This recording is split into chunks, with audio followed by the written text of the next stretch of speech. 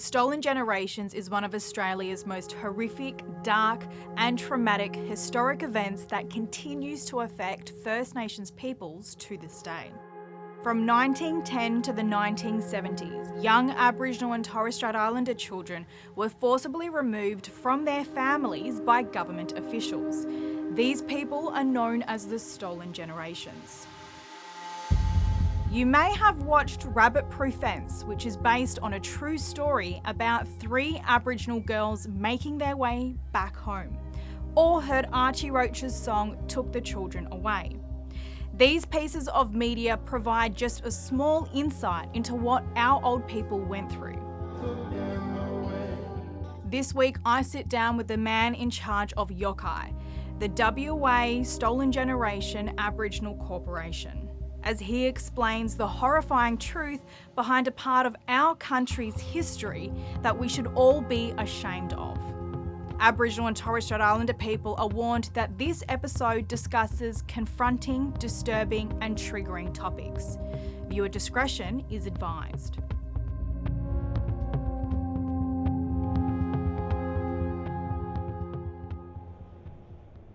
This building here may look innocent enough, but 57 Murray Street in Perth was once the office of a man known by Aboriginal people as Neville the Devil.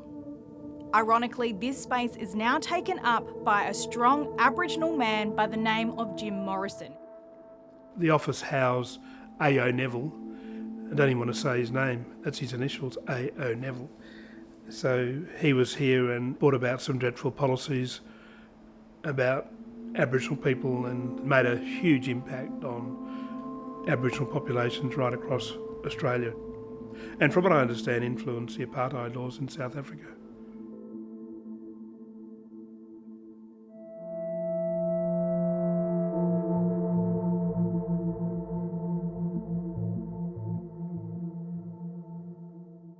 From what I can understand, eugenics was practiced from this building before the Nazis. So what has WA got to be proud of in this particular building when that sort of thing occurred here? Some Australians are still uneducated about what the Stolen Generations is. Jim explains.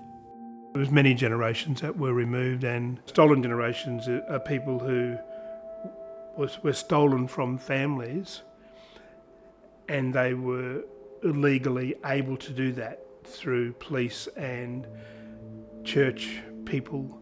The government imposed that children be removed.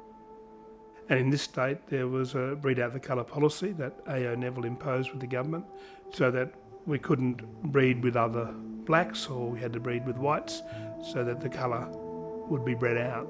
So it really is what the dominant culture thought was the best thing for us, for their own good.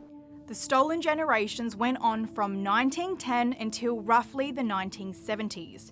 However, to this day, Aboriginal and Torres Strait Islander children are still overrepresented when it comes to children in the foster care system. Some people claim that we are currently in a second stolen generation. Although we as the younger generation weren't forcibly removed, evidence shows that every generation since the Stolen Generations continue to feel the traumatic impacts of what the government allowed to be done to us. We've always said that children will be just like their parents. So intergenerational trauma is there, and we know it, we've said it, we now know there's medical evidence. If you go to any institution where Aboriginal people are, you'll find that there will be a connection back to stolen generations. There will be a connection to what old people experience. The impacts of forcible removal is emotional, mental, spiritual and cultural. Mr. Morrison said there are people who still don't know that they are a part of the Stolen Generations. And there are still families now, or still stolen generation survivors who haven't found where they belong.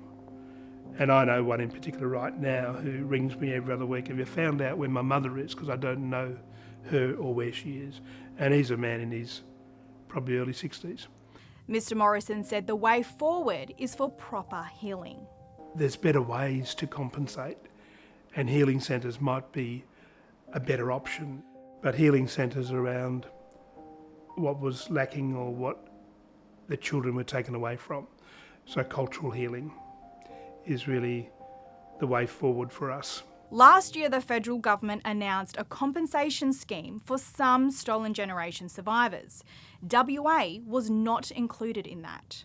The Stolen Generations was a despicable crime against black people and their children, and it's something that the Australian government finally recognised and apologised for in 2008. In the next episode of Paint It Black, I'll speak to the former Prime Minister Kevin Rudd about his national apology and what he says was the miracle of it all. So don't forget to subscribe to be kept up to date.